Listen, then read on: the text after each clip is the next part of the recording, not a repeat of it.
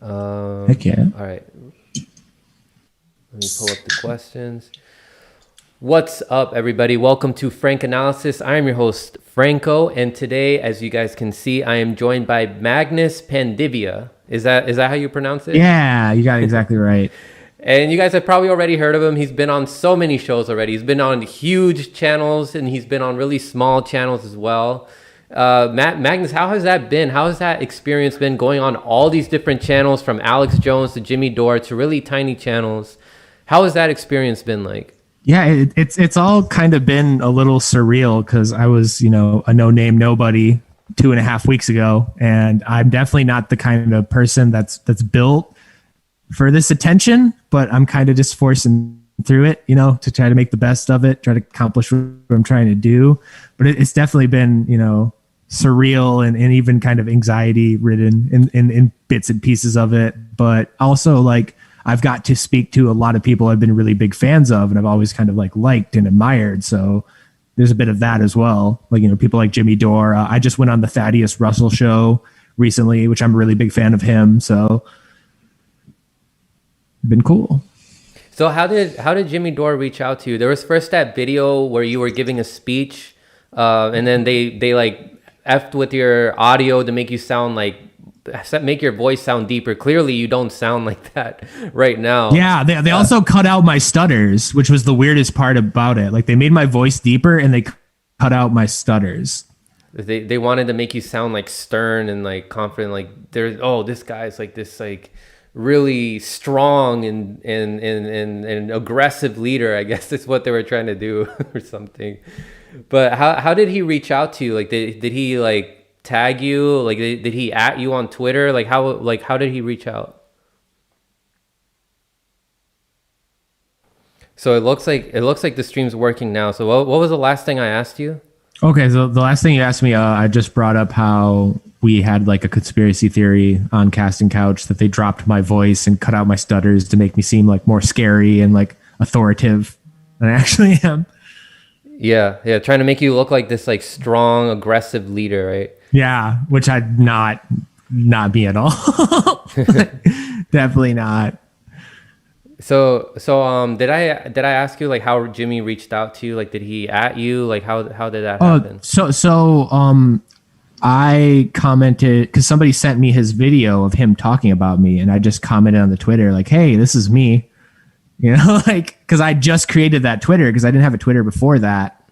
And my friend contacted me after I gave that speech because I kind of figured nobody would care because the media has avoided talking about us as much as humanly possible. And then when they do, they talk about either really old things or they cut all the important details out. So I expected nobody was going to hear that speech. So I just went home.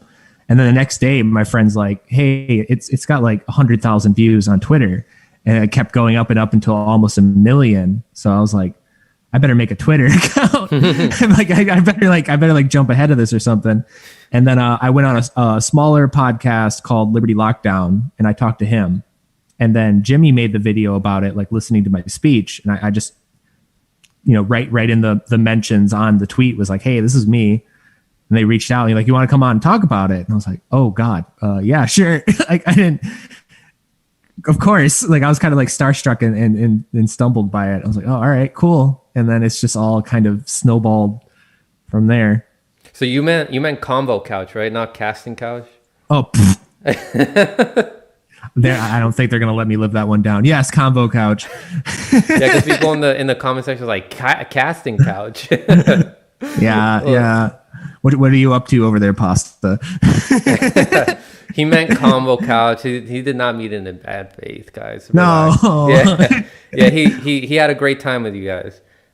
So just to let some people know who may not know, because I do have some people who watch this show who are some locals. They don't watch other political shows other than mine. So just to let those people know, what exactly are the Boogaloo Boys?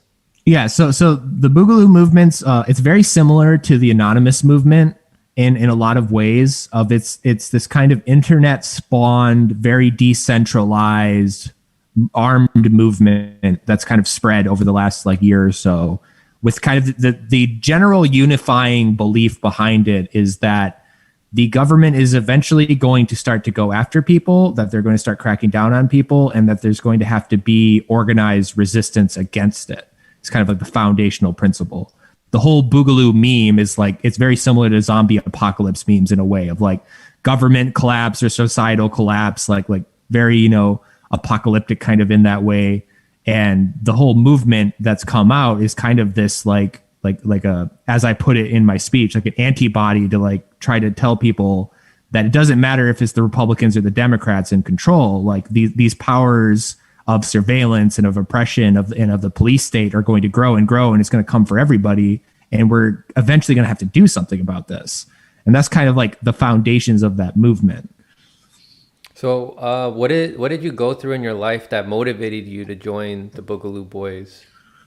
Yeah, so I was raised like very, very lefty. Like I was raised on like around hippie communes. I was an environmental activist like my whole life, but I was very rural, so I always liked guns. And so through my experience in gun culture and stuff like that, and just being on like message boards and memes and stuff and all of that, when the movement started kind of forming and metastasizing and actually like going out onto the streets, there was a very explicit like anti-racism, very explicit like not traditional conservative militia. It wasn't a bunch of like fat old dudes with like Confederate flags and stuff like that.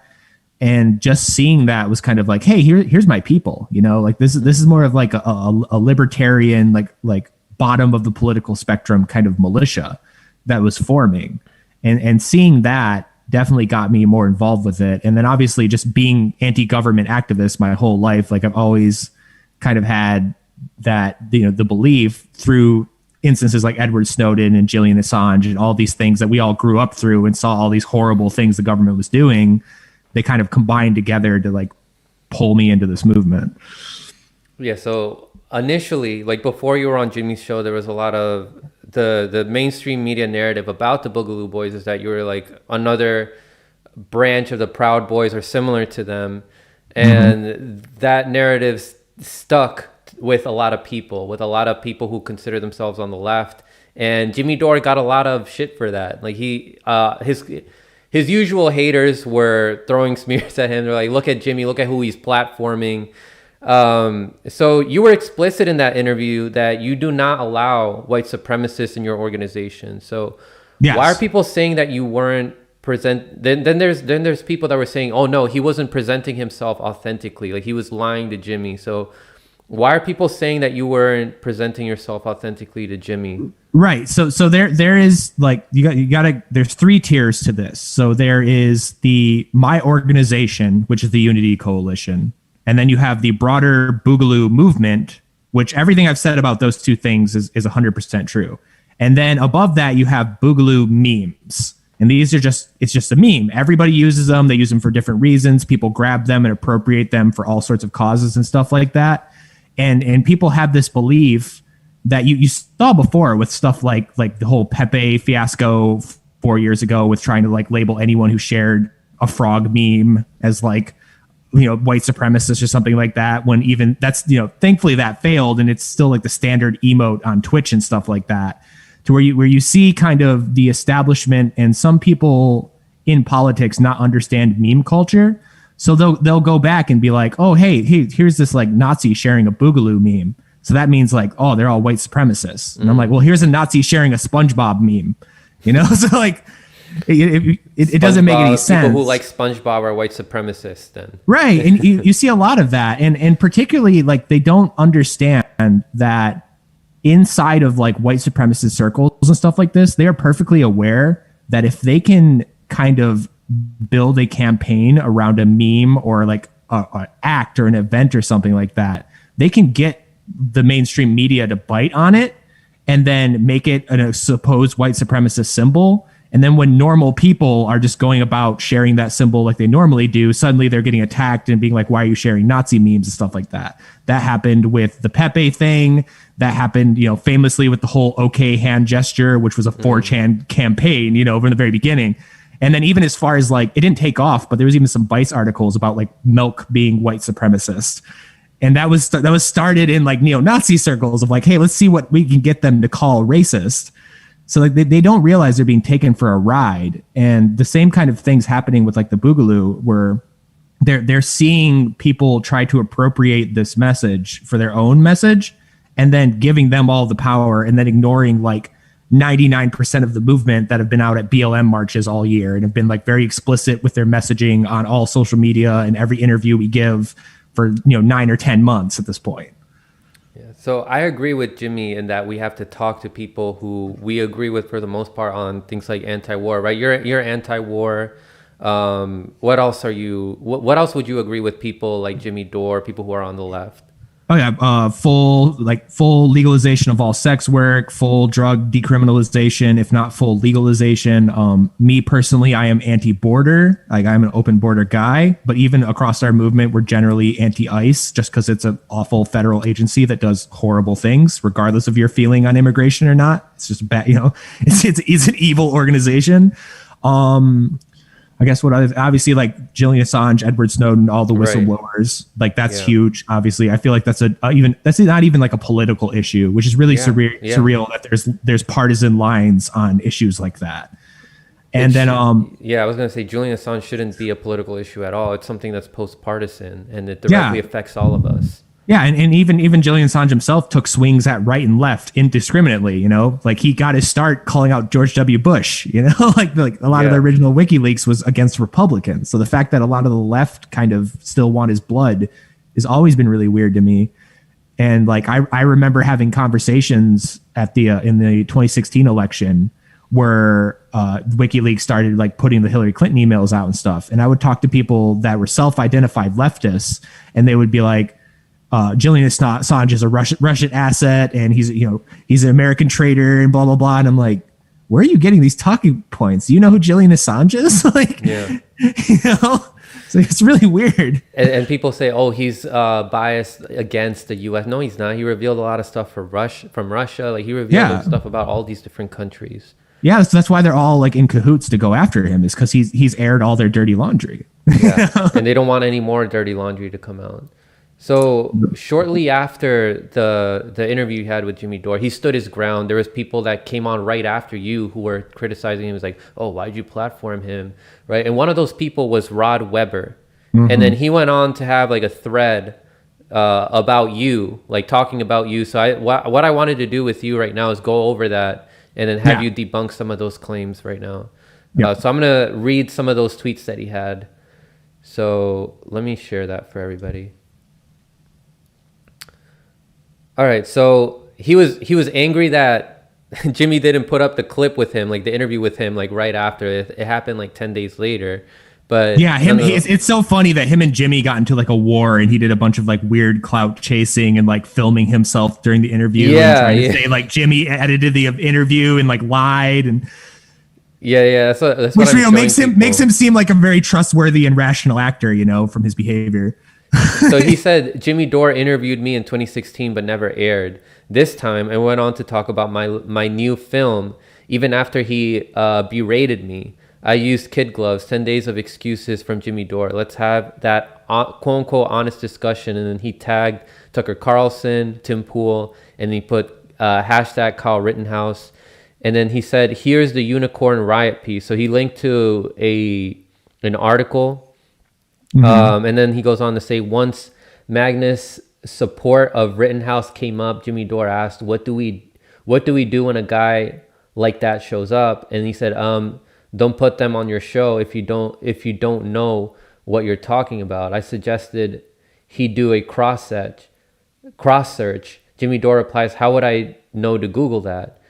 And then he says facepalm. I mean, how would he know, right? Why would he be thinking that?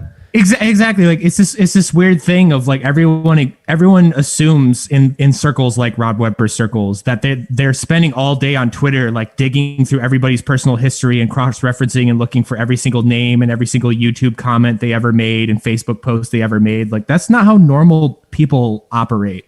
Like normal people aren't spending their whole life on the internet just running around trying to destroy people and lie about people, So it's not like a normal skill of like, hey, you know, just go dig up a Facebook post from someone from 2011. Yeah, like most normal people aren't doing that. Find out every single detail about their life. but the thing about Kyle Rittenhouse though, like he said that you quote unquote supported Kyle Rittenhouse, but from what I got from the tweet that you had, I don't know if he linked it here, but it didn't. Here it is. It didn't seem like to me like you were supporting him. You were just saying like, you said, I don't go all the way through, but yeah, Kyle Rittenhouse was in his right to defend himself, but I don't think he should have been there. That's my opinion. Which is the most like moderate, acceptable like take ever, you know? So the fact they're trying to make it so extreme is very weird. Cause like, like I've said before that in that situation, when the first man attacked him, he did have a right to defend himself, but he shouldn't have been on the ground there. Shouldn't have been in that situation. And most importantly, something that so many people like overlook because they're so obsessed with Kyle that they don't look at the broader situation around what happened. He showed up with the Kenosha Guard militia, which was, like 12, 13 grown adults, and they were responsible for him, and they left a 17-year-old with a rifle in the middle of a riot. Why aren't we talking about that? Like these grown adults that are supposed to be responsible for this kid, and they leave him in a riot with a rifle alone. It's like, like what the hell? Like, how is that not brought up more? Like, and then like, questions around his mom. Like, why did his mom drive him there?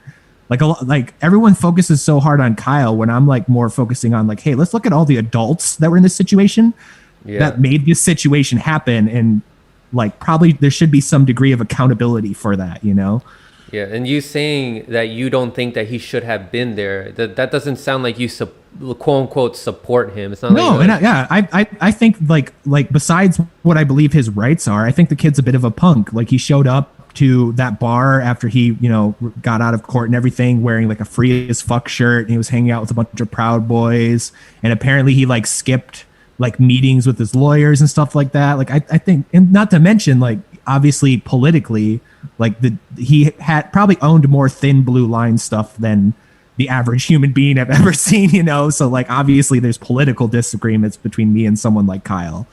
So like, no, I'm not a supporter or a simp for him at all. I just have a very universal code of when it is acceptable to defend yourself from violence. Yeah, and you heard it here, like for the audience members, like he said, there's stuff that Magnus doesn't agree with Kyle, and like he called him an idiot. He shouldn't have been there, and also like there's some responsibility. Also, he's a minor. Like his mom drove him there. He's also with a group of other adults, and they left him alone.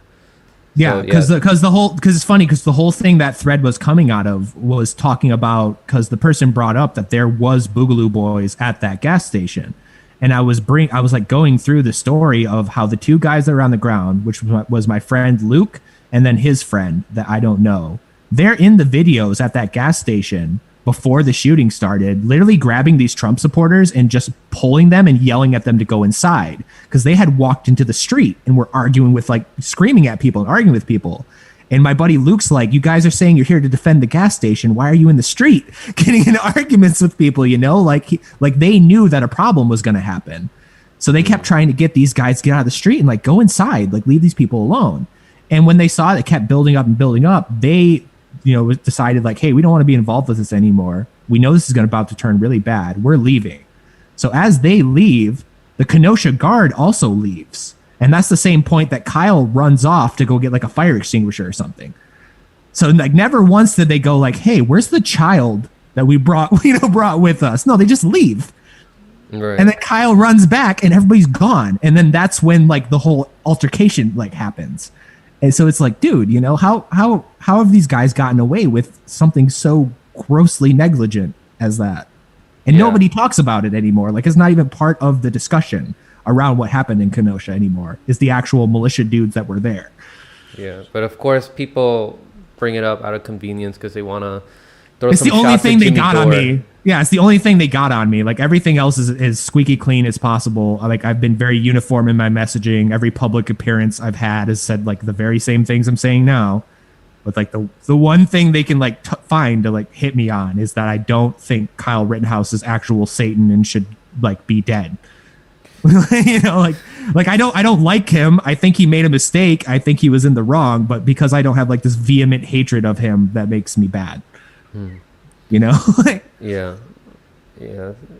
I mean, the other stuff that he links are stuff about the Boogaloo Boys, like some of which you don't have control over, right? So it says, does Magnus actually support Antifa? His social media output would suggest that he considers them toilet paper, the equivalent of Nazis, the Confederacy, and Blue Lives Matter.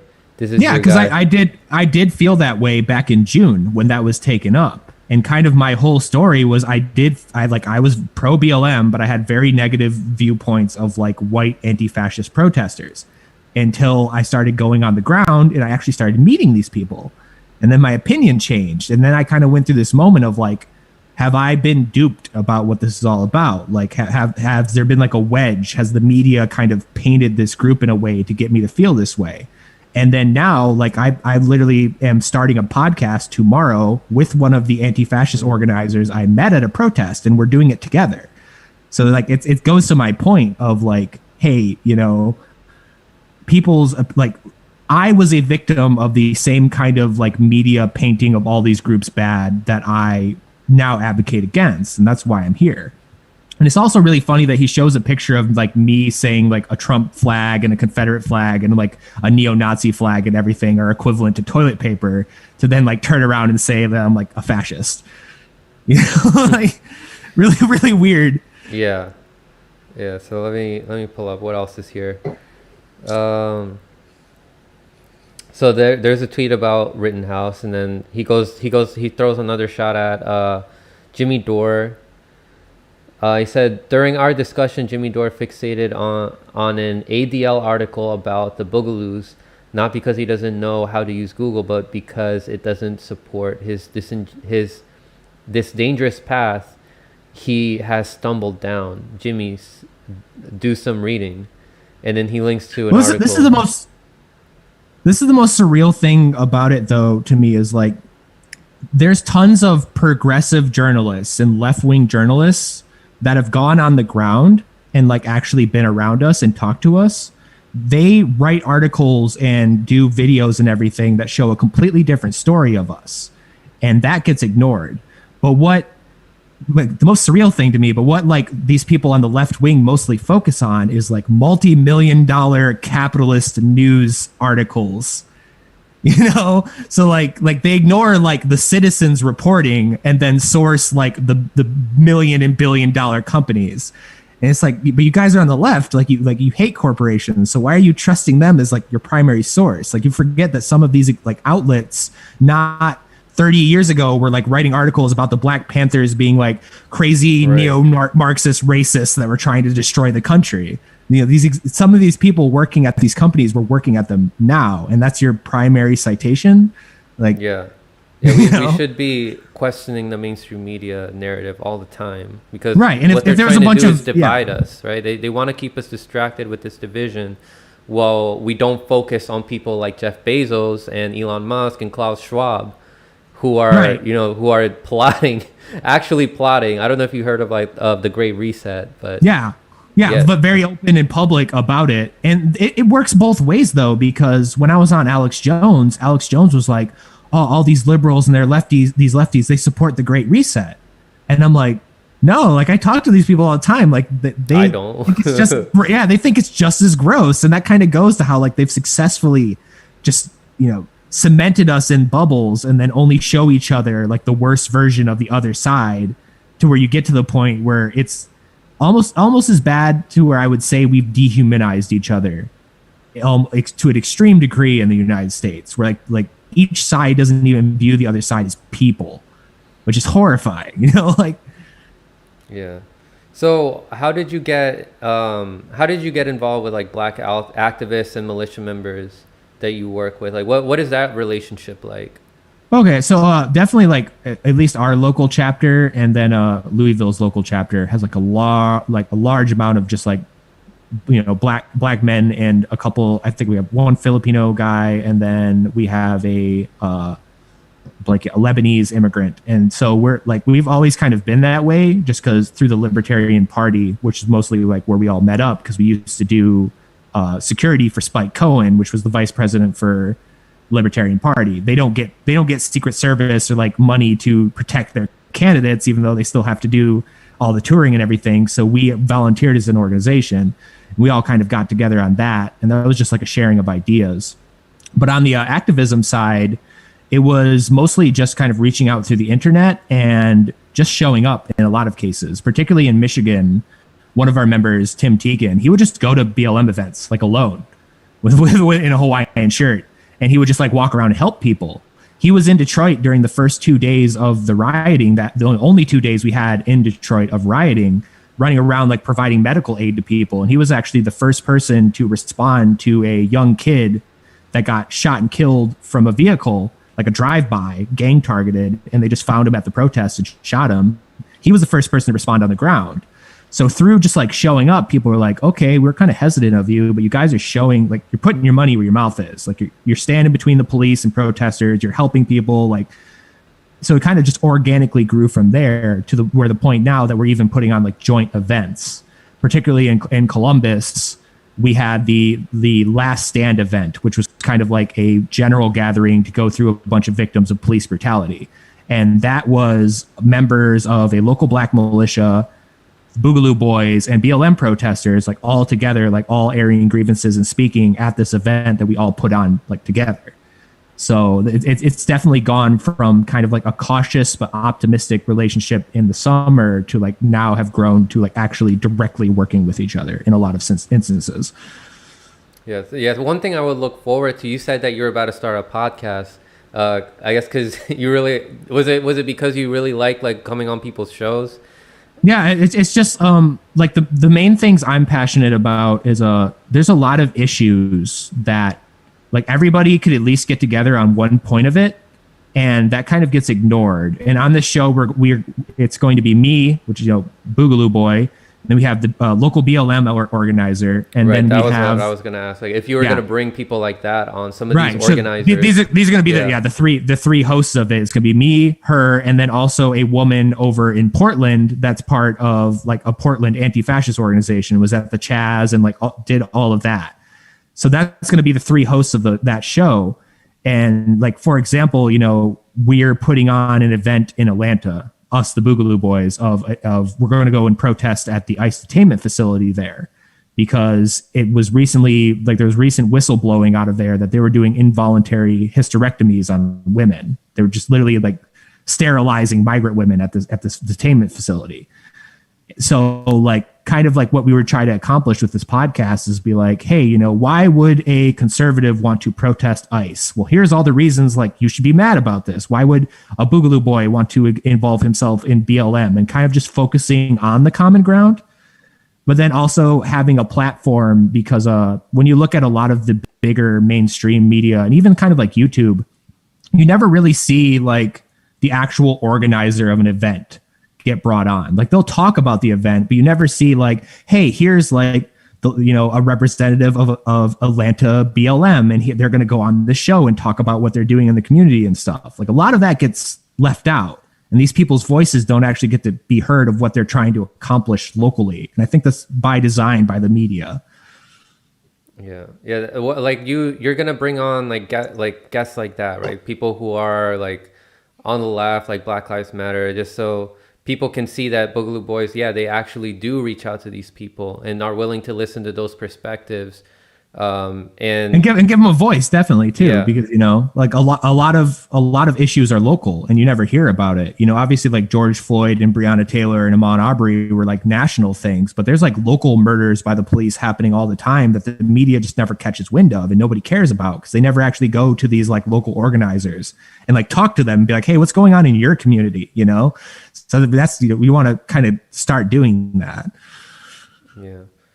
What do you think about communists? Like bringing communists onto your show, like people who? Oh, absolutely. The BLM organizer, she's an anarcho-socialist, and obviously the Portland anti-fascist member, I think she's anarcho-communist. So already kind of have them on. And then obviously, when it comes to like the economic policies, like that's not something we're really focused on. So we don't really care what anyone's economic policies are. We're more focused on like everything else.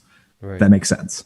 Yeah. Yeah. Everything else as in like the bigger issues that the predator class is using to try to oppress all of us. Absolutely. The censorship, constant wars, constant surveillance, expanding police state, which is, happening now. They literally had a unanimous vote in the Senate to further fund the police, which, every single Democratic senator voted yes on. So, like after spending 4 years talking about defunding the police, they then immediately voted to fund the police. So definitely those issues, because like the giant things of like when you talk about socialism and capitalism, those are so huge and abstract to so many people that it's going to take like a long time and a lot of effort for either of those sides to like make progress or really win in that debate. And while we're having those debates, like people are getting shot and killed in their home by the police, and people are getting locked up over a plant and all these other like maybe smaller issues, I guess you could say, but like things we could definitely all get together and just fix. And we just start, plugging holes in these boats. And then when we finally run out of like these, more either small or medium issues, then we can go back to having like giant debates about these larger, broader kind of philosophical things. Yeah. Yeah. Well, and once we finally have a government that actually represents us, right? Because now we don't have that. And people need to realize that because we don't have a government that represents us, we have to tell people, as many people who aren't outside of the matrix yet, about that. Tell them, look, we have our disagreements, but right now let's focus on taking down the establishment and having a government that actually represents us. And then we'll debate about, like you said, like our philosophical differences. So where do you get like your foreign policy and like civil liberties news from? Like I get a lot of my news from like the Gray Zone and the Last American Vagabond. Like where do you get your news from? Oh, dude, I watch like literally everybody. Last time I checked, I listened to like 11 hours of YouTube a day on average. So like I'll go from like people like Tucker Carlson to like Jimmy Dore to like Tim Pool to like small anarchist like YouTube. So like World Socialist like news network, and like just information, like try to pull up through as many perspectives as I can, because I definitely don't trust any one source. But I've always been fans of people like the Free Thought Project and like Cop Watch and stuff like that. That's really good kind of things. I'm a really big fan of Reason Magazine, which is a big libertarian outlet that covers like a lot of the same things that I talk about all the time. Yeah. Yeah. Cause the thing of like when I get my news, I have found out like people are specialized in certain topics. Like they're not going to be perfect overall. Nobody is. People are going to find their blind spots. And so it's up to the reader or the watcher, the viewer, to put the puzzle pieces together. You have to watch all these diverse different sources and then put all the puzzle pieces together, because somebody may be exceptional when it comes to foreign policy. Like somebody else may be exceptional when it comes to civil liberties, but then when it comes to, I guess, economic theory, they might be lacking a little bit, or they might not fit into your philosophy. Or some people are not questioning COVID enough, but they're exceptional in like foreign policy. Right. Like, you get what I mean? Yeah, exactly. I definitely think it's been to the benefit of me to where like I don't really feel like there's any like popular news sources that I agree with, like that are not that I agree with, but that are catered to me and kind of like trying to push to me. Like I don't think there's any of these that are on my team, if that makes sense, because like there really isn't like probably for good reason, there isn't really like an anarchist world news network. Yeah, I avoid ones that are just spewing out corporate media talking points or channels that I don't really learn anything from. Like I can get more information from other channels that dive deeper into certain topics. Yeah, absolutely. And like the thing that always turns me off is if they ever try to make it to where the people are the enemy to any degree. Like doesn't matter what group of people. If they're if because obviously the way I feel and the way a lot of the people do in the Boogaloo movement feel, like the people are never the enemy. It doesn't matter what group it is. Like if you as an individual like don't like Black Lives Matter. Well, the simple reality is that like 1 million Black Lives Matter activists will be infinitely less scary than the US government and infinitely less dangerous than the US government. Like, you know, and pick any group, like, you know, choose any group in America. You could say the same thing about. So if I go on a news and they're sitting there and being like, oh, this protest movement is the problem, or this group of people is the problem, it's like, no, it's like the government is the big problem. Like if you're not swinging upwards constantly, then, you know, I kind of get turned off of it. Yeah. And there's been way more of that over the last year of people trying to paint all of BLM or all of Trump supporters as the problem and not the government being the problem.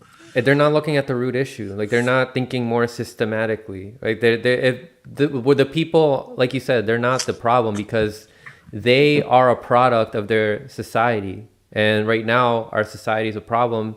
There's a lot of systemic issues right now that we need to fix. And so if we think that white supremacy is the problem, we're not asking enough questions. Why is there white supremacy? Well, it's because they were brainwashed and told lies their entire life. Why were they told lies their entire life? Well, because we have corporate media, we have corporations that brainwash people into thinking that other people are the problem. White supremacists think that minorities are the problem. These immigrants that are coming to this country are the problems, or black people are the problem. They've been told that their entire life, and it's really hard for them to break away from these dogmas. Right? Yeah. So, well, I guess I also have to be patient with some of these outlets, but at the same time, they have these giant platforms, and they're spreading that information to other people into thinking that it's other people that are the problem and not the system. And I gotta hold those people accountable. And that's Absolutely. something that I'm really appreciative of like some of these newer channels that are coming out, is that they're holding some of these bigger channels that have these huge blind spots. They're holding them accountable. Yeah, definitely like the internet blood sport phenomenon has like taken over all of media to where it's like the point of like, but before, you know, way back media, we were talking about issues, and then like we fell down the rabbit hole to like arguing about groups. Like everything was about either the Republicans or the Democrats, about BLM or the Proud Boys or something. Now we've tumbled into like, it's just MTV. Like if you turn down the local news, like who are you hearing about? AOC, Ted Cruz, you know, Mallory Green or whatever her name is. Like it's like old YouTube drama. Like it's literally like people like just talking shit about each other, and like it was, and it's nothing's getting talked about anymore. Like the issues aren't even relevant to what's happening. It's all a giant personality complex, which makes sense. Seeming we just elected like the giant personality president, you know, Donald Trump. You know, nobody could actually like nail down like what he believed or stood for on anything besides the fact that he was just really loud and obnoxious about all of it. You know, so it's like, it makes sense that's where we got into, but it's really horrifying to where like I want to turn on MSNBC or Fox News and like hear about like what bills are being passed and like what governments are doing, not like AOC and Ted Cruz screaming at each other over Twitter and it's on Fox News while I'm at the gym.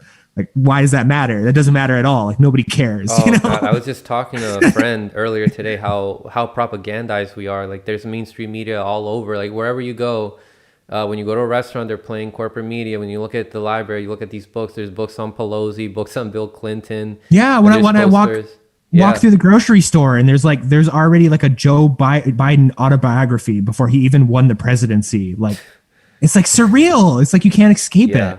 And you know, checking out and having like, I think the first surreal moment of my life, even before I went on Jimmy Dore, was when I went to check out at Walmart and they have those little like awful tabloids right next to you.